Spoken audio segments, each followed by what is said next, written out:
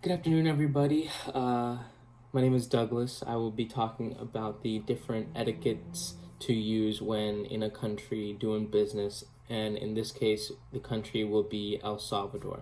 El Salvador is located in Central America, right in between North America and South America. It is among one of the Hispanic countries in that area. They have a Spanish background, they speak Spanish, and are very culture orientated. So we'll start with the meeting and greeting. Salvadorian women to start, they typically greet each other, woman on woman, by patting each other on the right side, like the arm or the forearm. They don't really shake hands. If they know each other, they will give each other a hug and kiss on the right cheek. The men shake hands. If they know each other very well, sometimes they'll come in for a light hug, but they usually just tend to shake hands. Men will shake a woman's hand, but the woman has to extend her arm out first to show that she is willing to receive, a handshake if it's the proper time. Now, while shaking hands, you need to use the proper greeting for the time of day. For example, if it's the morning, you'll say buenos dias. If it's the afternoon, you'll say buenas tardes. Or if it's nighttime, you'll say buenas noches. It's just a polite way of greeting them using the time of day.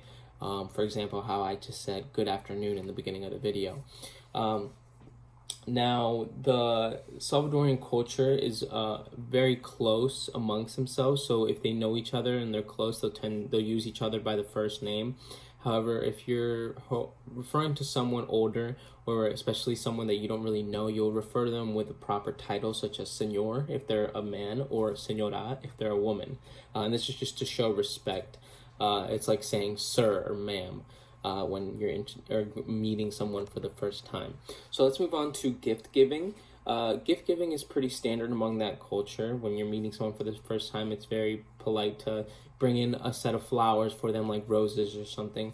Flowers you want to stay away from is marigolds and lilies, because they tend to use these for funerals. Also, you don't want to give them things that are sharp, such as knives or scissors, as that resembles that you're trying to cut the relationship. Very literal sense of representation. Now, if you know the person really well, a common gift to give is perfume or a cologne. And like I said, gifts are very open when they're received. If you give someone a gift, they're going to be very openly to it and not like a little reserved, like, oh, I don't want this. They'll be very willing to receive the gift. It's very polite. Now let's move on to dining etiquette when you're dining with Salvadorians. This goes for whether you're at a business meeting dining or just regular dining with people. They tend to go the same way. It's very social, positive atmosphere. There's a lot of talking and drinking going on. They're very, very hospitable. So it's rude to leave immediately after eating. If you're eating with them, you want to expect to stay for at least an hour after finishing your meal, because what happens then is you guys talk and socialize, and that's when a lot of the business can actually go down, is once everyone's like full and had some drinks and feels good. Sorry about that. You want to arrive not on time, because Salvadorians tend to set a time to eat, to come over, but what that means is they won't start cooking until that time. So if they say, oh, come at 6, they're not going to start cooking until 6 o'clock, meaning food will not be ready until 7 or 8. So it's common to come in like 45 minutes late. It's not rude. It's actually very, very common. If you come in at the time that they say, chances are you get there way too early, and it might just not be good. You want to dress well, especially if it's a business event. If you're prompted to dress according to the event.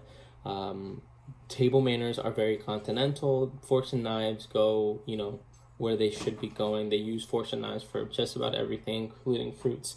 Now, guests are always served first. The hosts are always served last. Whoever's the native or not the native, the outsider is always going to be served first.